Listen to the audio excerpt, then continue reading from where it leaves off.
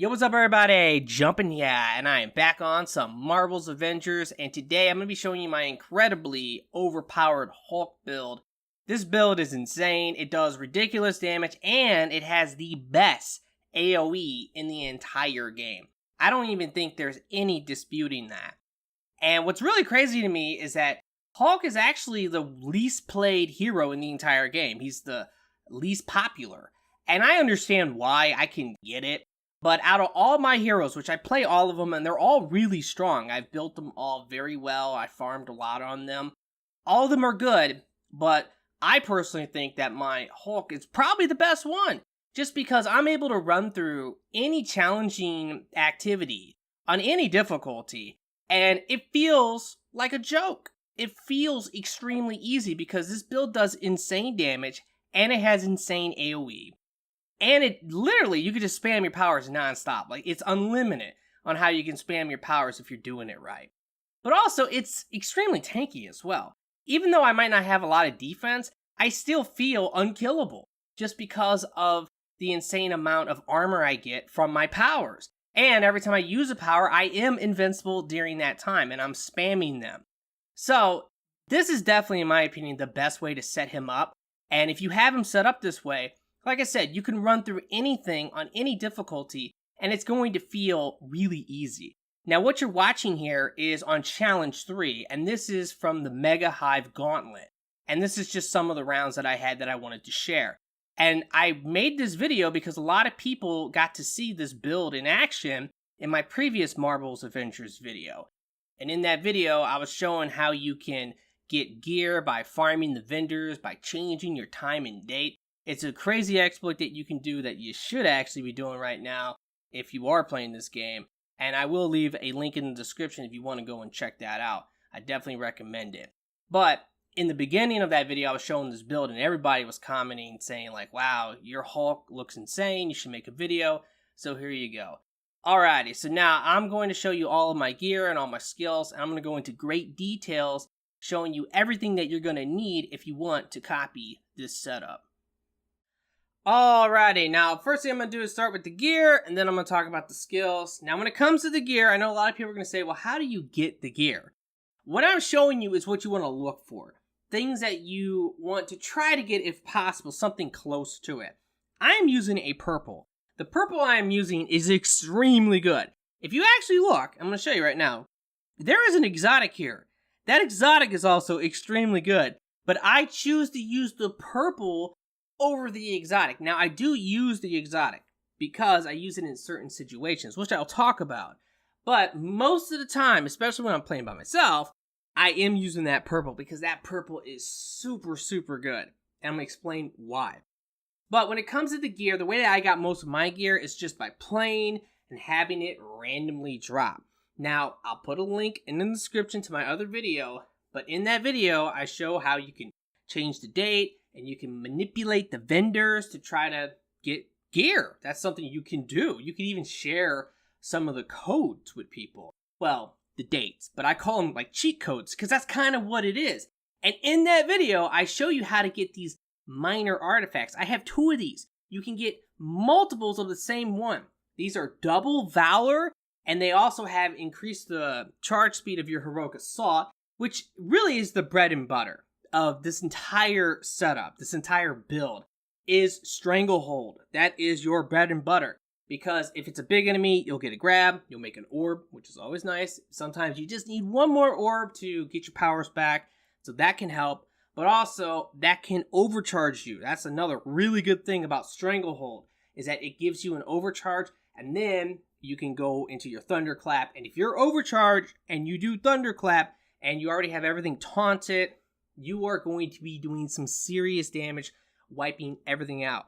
Now, the other thing that this does is 50% more stun with the heavy combo finisher.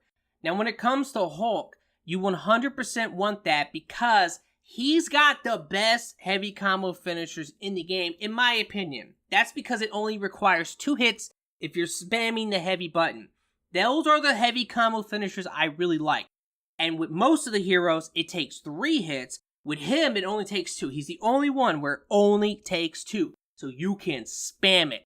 and you will stun enemies super quick with that, even with like no intensity. If you have intensity, it will be even faster.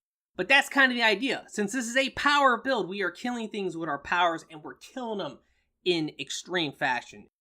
Just an AoE god.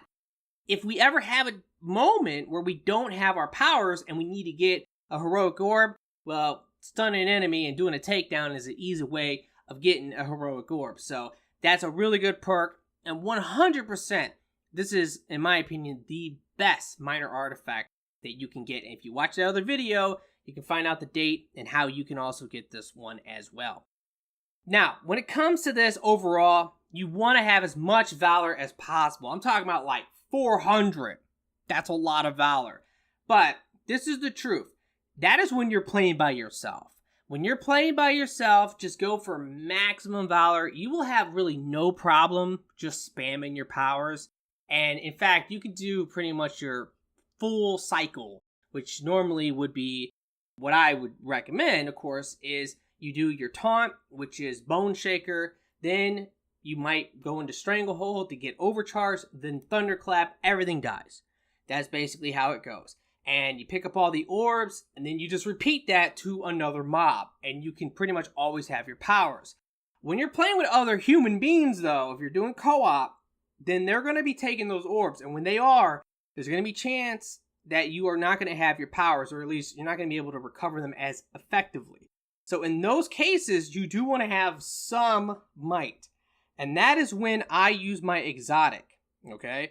Because this exotic is extremely good. Now, you can get this from doing the Heroic Mega Hive Gauntlet, which is that weekly event that's out there now.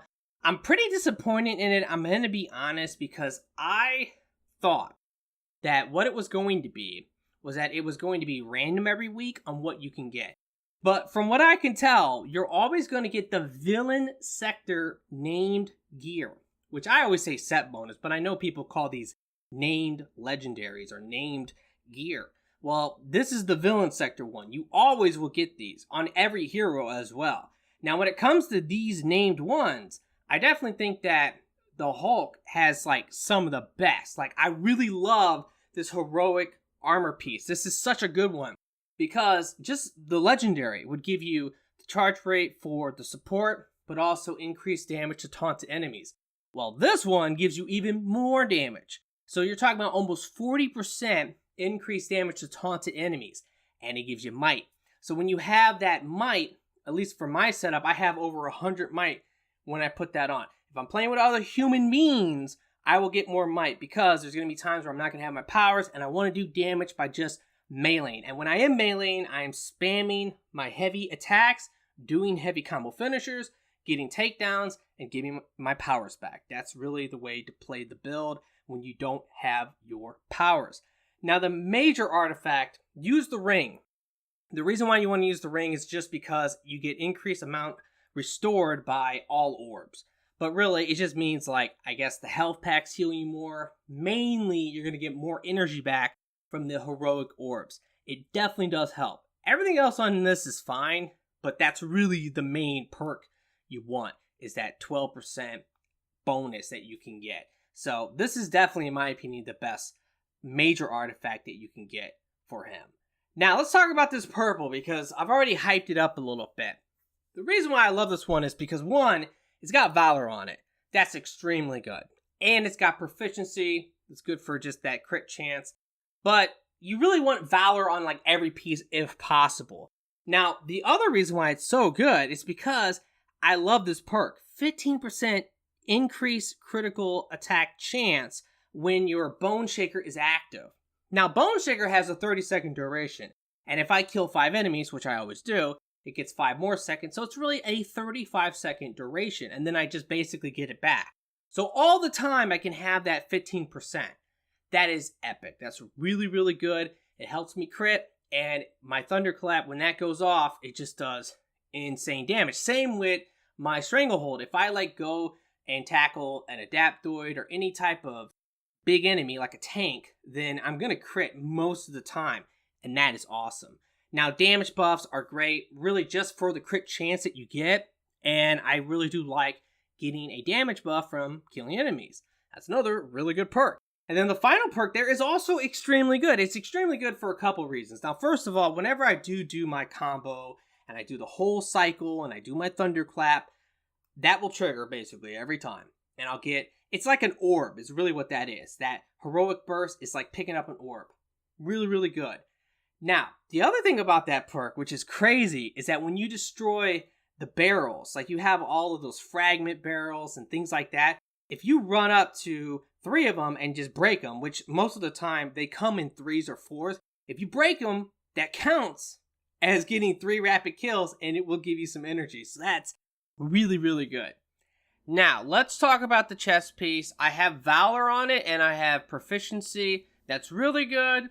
But the most important thing about the chest piece is you definitely want to get the reactive buff perk, because that's going to give you a damage buff when you're taking damage. In my personal opinion, that's the best way of getting a damage buff. It's very consistent. It happens all the time.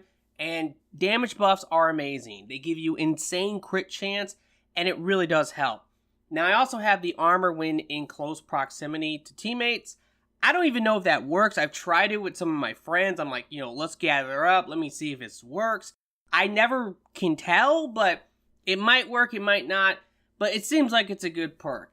But overall, I really do like this chest piece a lot. And I will also say that if you can get Valor, Proficiency, and Might, that holy trinity, that might be better, because the more might you have, the better for when you don't have your powers. So if you can get some might, that's always good.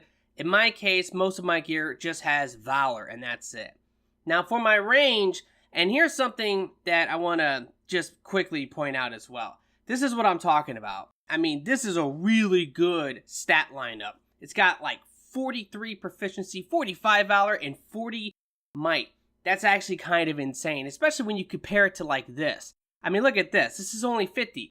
This one has 45 and it has the triple. So that's really good. That's why I use this. It has no good perks on it. To be honest with you, there's really no perks I would even want. But there are some decent perks you can get on your range that can help you. But I'm not really using my range, so I don't really care. I just want the stats.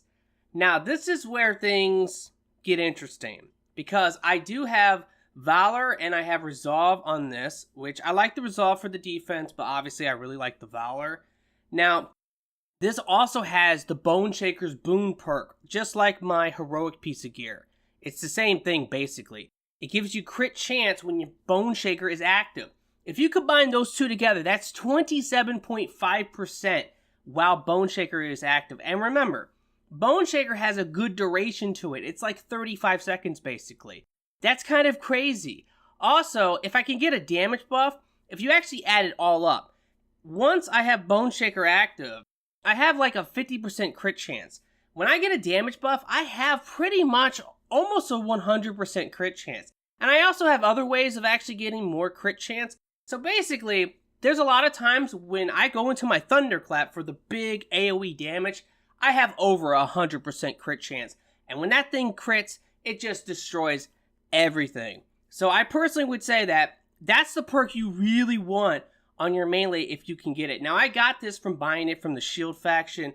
I got this a long time ago. The first perk, I think it's broken. It's a shield payload, but I don't think it works. It has no text to it. I've never seen it trigger.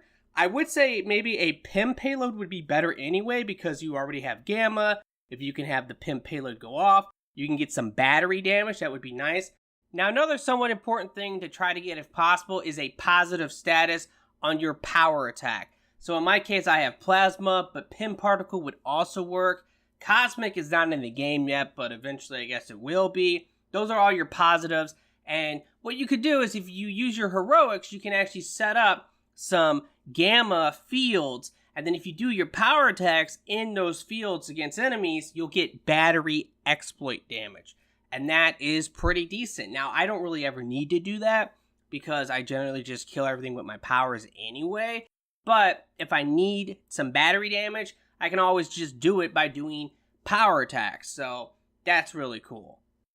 Now, let's talk about the skills. And the first thing I have to say is that there are some skills that just don't work. Me and my friends, we've tested them out, and we agree that they don't work. And if they would work, he would be actually a lot better, at least a lot more consistent. And he's already super, super good. So I just want to point this out because I feel like this is also the case with some other heroes. And I see people all the time talking about, oh, you should use this skill, it's really good. And I'm like, I've tested that skill. I don't think it works. I think it's bugged. And it's just something I always notice. So let's actually talk about it a little bit. But first things first, this is not bugged, and this is the support. Bone Shaker is extremely good.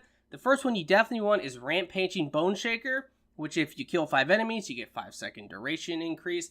That is really good. It's 35 seconds when this procs, and it basically always procs if you will do your Thunderclap after doing this, because you will probably kill literally everything on the screen, and if you have all that crit chance, like I showed before, it really, really is nice. Now the next one, this is a no-brainer. This is one of the best things in the entire game, and that is all the taunted enemies, when they die, they can drop a heroic orb.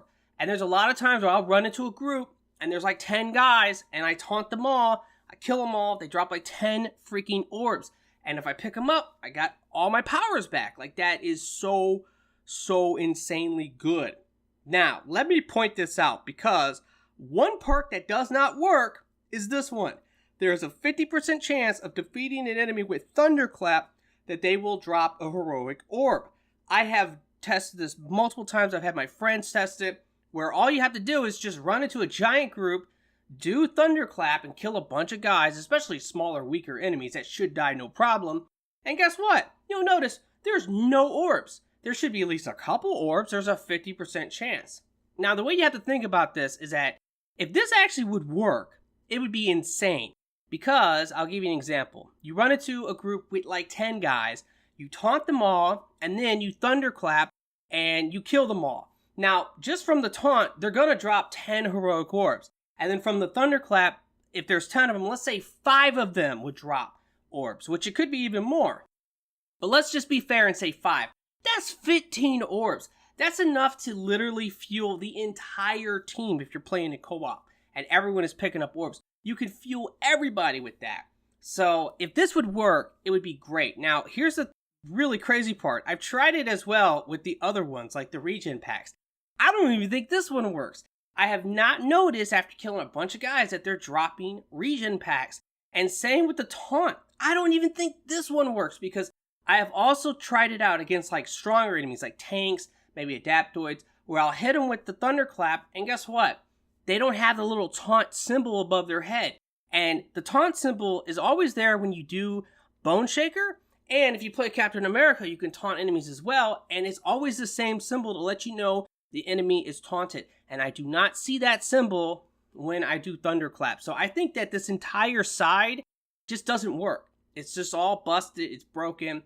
So it's up to you on what to pick. But like I said, I'm just keeping this one on because I hope eventually they will figure out that this does not work and they will fix it. Because once they do, this perk will be insane. It will make him a lot more consistent, especially in multiplayer. And that's the only downside. Now, when it comes to the other perk, Ground Zero, it's really good. It's great for you. It's great for your team. It heals. But the main thing is that it sucks in the enemies and it leaves a gamma field. So any strong enemies in there, you can do battery damage. Your co-op allies can do battery damage. It's really helpful. But I will say that the AoE one is also stupid good. It really does increase the range of it. The range of this move is just, it's already crazy. So when you expand it by 30%, it's even better. And even this one, every one of these are really good. So it's up to you on which one to use. But I just think the best one is Ground Zero, just for yourself and for the team. It heals, it gives a gamma field, and that's just really helpful for battery damage. Now, when it comes to Stranglehold, this is such an important thing because you get 2 charges of it. Definitely get 2 charges of it. That's what you want. And it can definitely help you when it comes to getting more orbs. If you see like a big enemy, like an Adaptoid, you can always go into them, grab them, get a takedown. It does crazy damage. A lot of times it just flat out kills them. But if you do it against them, you'll also get an orb. And a lot of times you might just need that one orb. And this can really help you a lot. And if you see like a lot of enemies like down a hallway, and especially smaller enemies. You can run through all of them and you will just destroy them. So this is a very, very good ability as well. Now I'm using the Gamma Field. It's up to you on which one you want to use, because honestly, all three of these are pretty good, like in their own way. This once again is good for your teammates if you're playing with your friends or other people. It's pretty decent. And I will say though, I don't like the radius of it, because the radius of this one, Ground Zero, is insane. It's a huge like gamma field. Where with this one, it's a lot smaller. And because like of the move itself, where you run into them and then you smack them, a lot of times you knock them out of it. So it has its problems, but this is the one I normally use. But the stun is really good, especially if you have intensity. Once again, stunning enemies is good. Getting takedowns is good. It gives you a heroic orb. That's always nice. That's something you might need, so keep that in mind. And then finally, I would say this one is stupid good too. But I don't think this one works either. This is, again, a 50% chance of dropping a heroic orb. And I've tried it against like a giant group down a hallway, a lot of small guys. I'll run through them all. Most of them die, and I'm not noticing an orb. Now, there's been a couple times where I have had this on, and then I ran at enemies, and I felt like there was an orb. But the problem is that if you ever taunt them with this, which I do all the time anyway, it can kind of trick you at times where you think, okay, they just dropped an orb. Why did they drop an orb? Was it because of the perk? Or was it because maybe I had them taunted from before? That's the issue. But I have tried it before where I've ran through a giant group of enemies, killed a bunch of them, and I look back and there's literally no orb. So to me, that tells me that it probably doesn't work. So I use this one instead. If this one would work, I would say use this one. This would be better because you want as much consistency as possible when it comes to getting your powers back. Now, when it comes to all the masteries, I'm going to try to be quick about this because a lot of these honestly don't matter. Like the melee stuff, it doesn't really matter. I'm going to show you what I got, but I don't really do the held enemy all that much. Of course, this does matter when you do a takedown, make a heroic orb. Obviously, the range stuff doesn't really matter either. I will, of course, use the range to take out turrets, but that's about it. Now, this is where it starts to matter because I do want to talk about this raging recovery. This is really good because whenever you have rage going, you get health back. Of course, that's really good. It can make you a lot tankier.